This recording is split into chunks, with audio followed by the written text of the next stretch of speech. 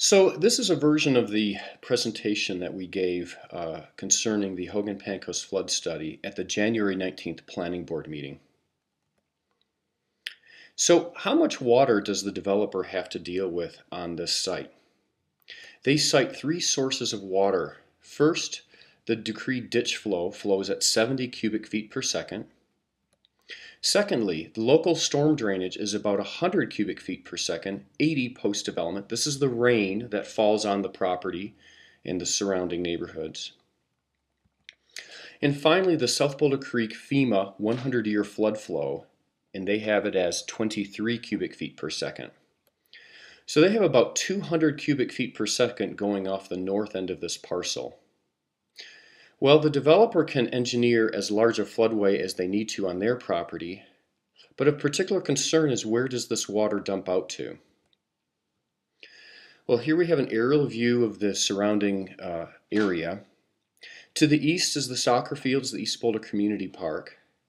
Further west there will be future amenities developed in the final phase of the community park development. There are two recreation paths that cross this parcel, cross this flood channel.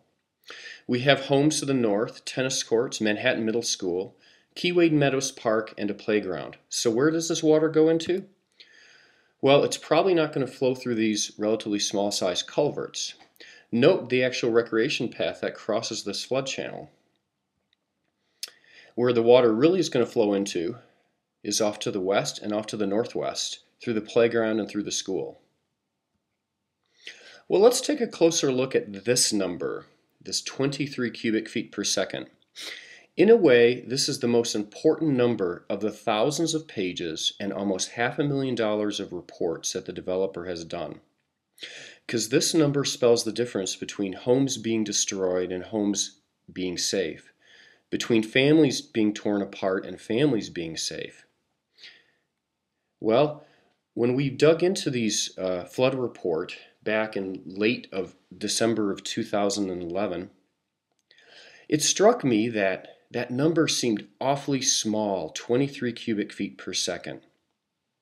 Well, it turns out that number is awfully small. That number was wrong. The most important number of any of the reports was wrong. The real number, as provided by the city last spring in 2011, is 177 cubic feet per second, not 23 cubic feet per second. So you probably ask, well, where did they get this 23 cubic feet per second? Well, in May of 2007, the developer had a meeting with the city, and city staff made a mistake. When they extracted the flood numbers, it looked as though they only got that second column. They forgot to include the first column. The flood model is a coupled model. It has both a one-dimensional component, that is the creeks and the ditches and the rivers and the drainage ways, as well as a two-dimensional component, which is the water flowing over the surface of the land. And it looks as though the city forgot to pull out the one-dimensional peak flow numbers. But mistakes do happen, and that's why we have a process, or we should have a process in place to catch the mistakes. But unfortunately, in this case, the process failed, and it failed miserably. The developer's engineers had this data since 2007. They've had it for almost 5 years, and they didn't catch the error. The city staff has had these reports now since May of 2010. They didn't catch the error. The city hired a third-party reviewer to review these reports, this flood report. The reviewer did not catch the error. There was a early 2011 planning board review of all these reports, and the error was not caught there as well. It took citizens to catch this error. So how much water now are we really dealing with? Well, now we're up to 350 cubic feet per second, and that's a lot of water to dump into a park, a playground, and homes. Well, we'd like to say that the story ends here, but unfortunately it doesn't. It actually gets worse. It gets far worse. To understand this part of the story, we got to go back 6 or 7 years ago to the original South Boulder Creek FEMA flood study. This is a multi-year effort, about $1 million project. The study then, as they stated, the focus of the study was to define the most critical conditions for floods along the main stem of South Boulder Creek.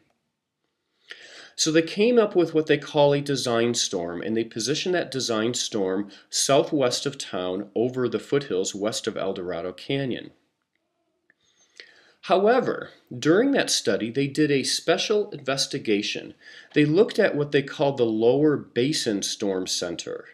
And they asked, well, what happens if the storm sets up over the urban areas of South Boulder? Same likelihood of occurrence, a 100-year storm, but just a different position.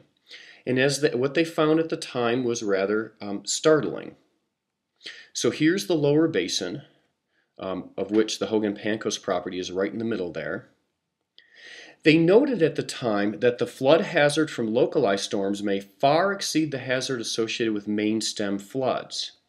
They go on to say that this kind of flood hazard needs to be defined and factored into any floodplain management and flood mitigation strategies.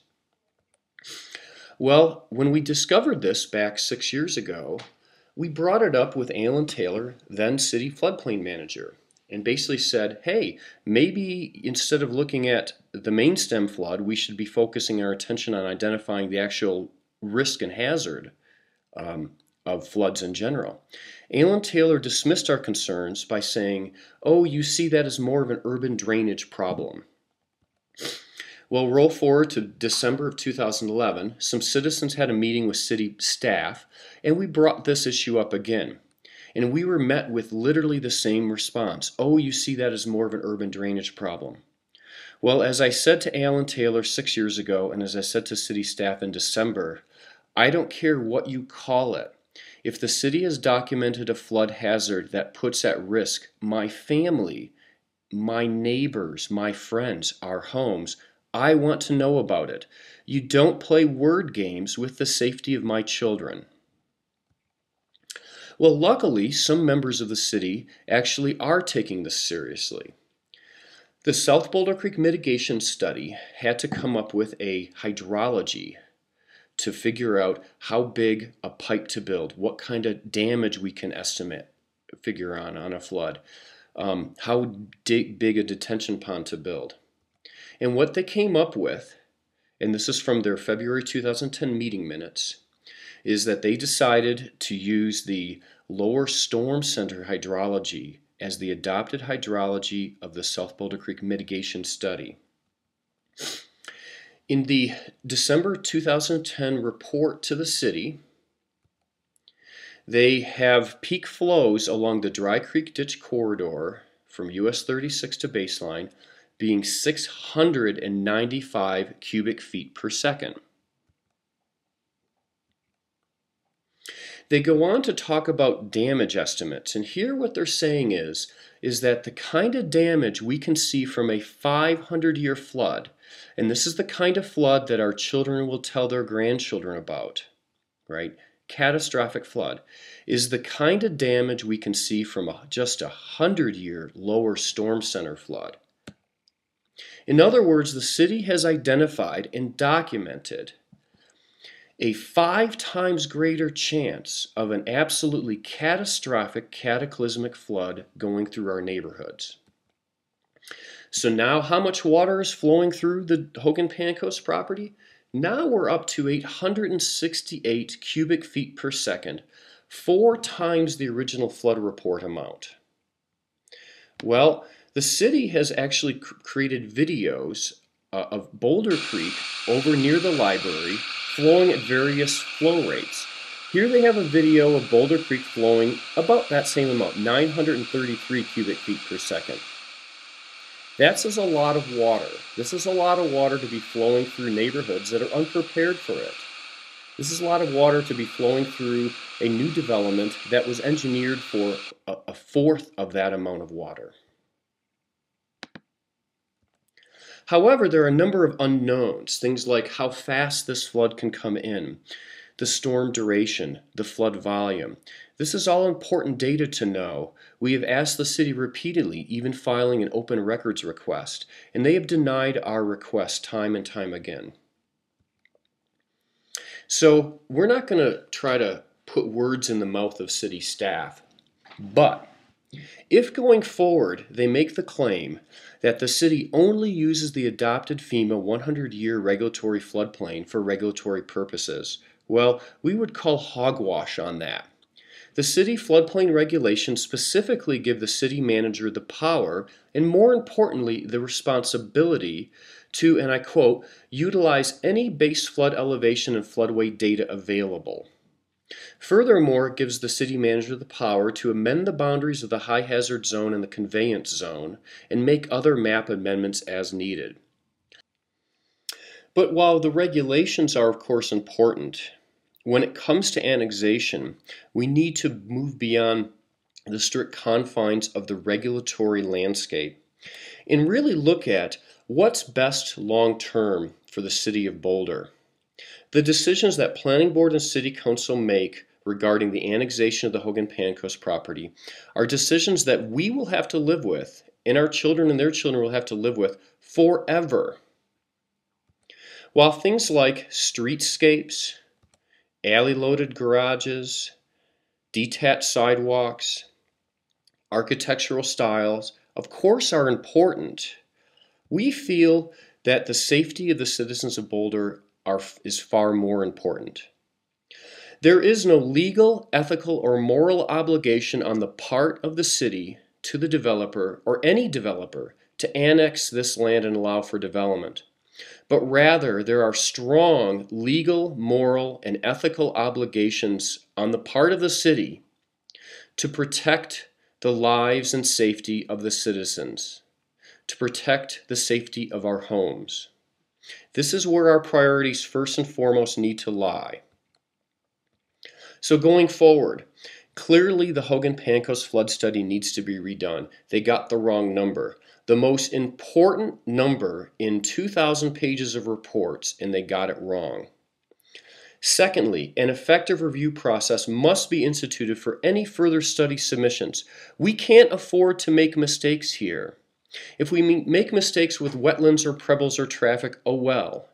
But if we make mistakes around this flood issue, people can die. My family is at risk. My neighbors are at risk. Our friends are at risk. Our homes are at risk. We cannot let that happen, and we will not let that happen. Thank you.